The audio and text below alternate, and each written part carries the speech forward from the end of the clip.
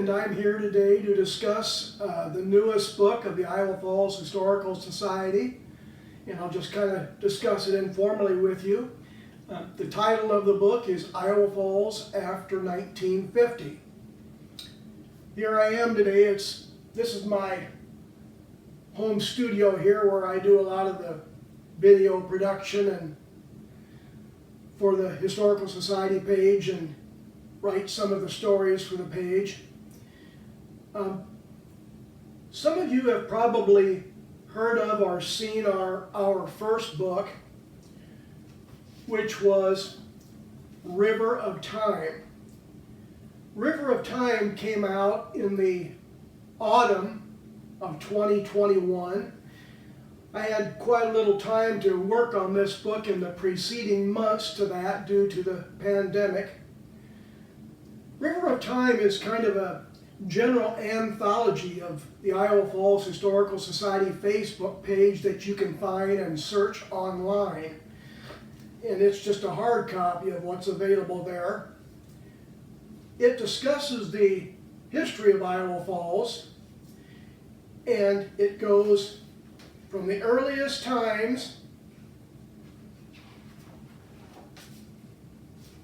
right on up to practically the 1950s. And it concludes with a short table of what happened in Iowa Falls history from 1850 all the way up to about 1950, 1960, somewhere in there. But it was a general anthology of our history. We eventually distributed 90 copies of this book. You can find this book in the Barlow Library, where you can see it there. It's also in the Ellsworth College Library, and it's in a library of each of our elementary schools and in the middle school, and the high school library has a copy as well. We eventually decided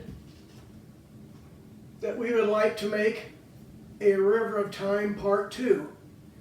And we decided to go from 1950 on up to the present day, which covers about 75 years.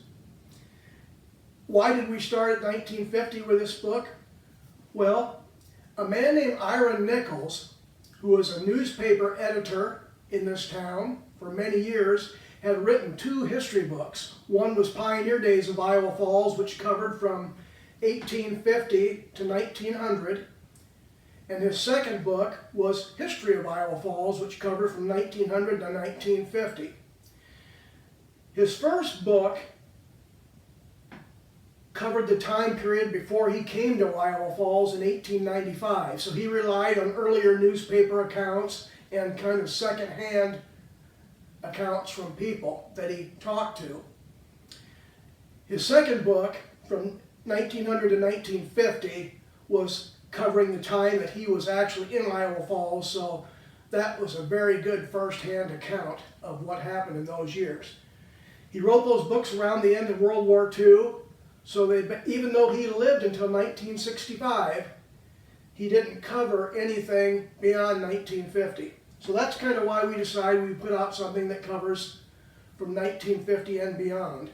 We decided to choose a photo book format. Now, why did we do that? Well, that's a good way to get a good quality book that will last and hold together and give somebody a good collector's item, as well as teaching them a little bit about the history. It's not gonna come apart tomorrow. And that was a good way to do it. The company also has a good way of distributing books. It can mail the books nationwide for you, right to your door. We have a potential audience in Iowa Falls of probably 10,000 people for this type of a book. Our population is around 5,000, and then we probably have that many more people who have some connection to Iowa Falls in some way that are scattered around the U.S. So that's probably the maximum audience we have for it. If 10% of those people were really interested in this book, we could probably sell about, maybe 1,000 copies. But if only 10% of those people are intensely interested and actually buy a copy, we'll distribute about 100 copies of this book. So you can see that we have, with a limited audience, the Historical Society kind of has to pay the full cost of producing a book of this quality. Let's look at the book just briefly. It starts off with a brief introduction that tells a little about the purpose of the book. It starts off with the Iowa Falls water tower that you've probably seen somewhere or are familiar with. That's a good place to start because the water tower was built in 1950. And the book progresses, shows various people and events that occurred. It covers both the good things and the tragedies that happened, and the inspirational things that happened. What I like about the book is, for example, here is a list of all the people that served as mayor from 1950 to the present day.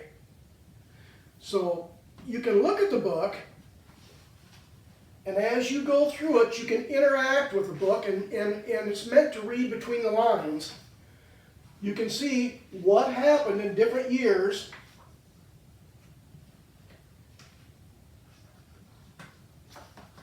who our leaders were in the different organizations around town, and what happened during the years that they served. The book concludes, just like the first volume,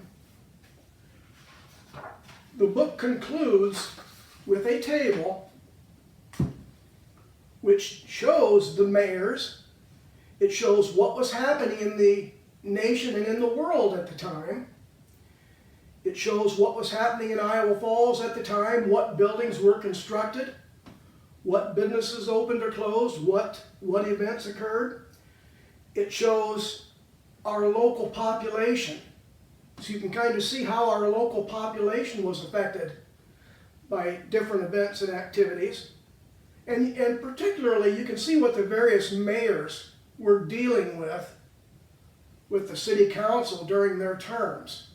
You know, and how they had to deal with these events and what was happening then in that particular mayor's life. So that's kind of interesting. This particular book, we hope to get it into the Barlow Library and some of the other libraries around town so that you can see it for free. It is available right now. Through the end of February, we have a special introductory price on this book of $99, shipped directly to your door anywhere in the United States. That price covers shipping, handling, and taxes. That's the total cost. There are gift boxes and things available with it, but the standard special introductory offer is $99 for a copy of this. We can get it to your home in about 10 days from the time that you order it. It's also available on iowafallshistoricalsociety.com, our website.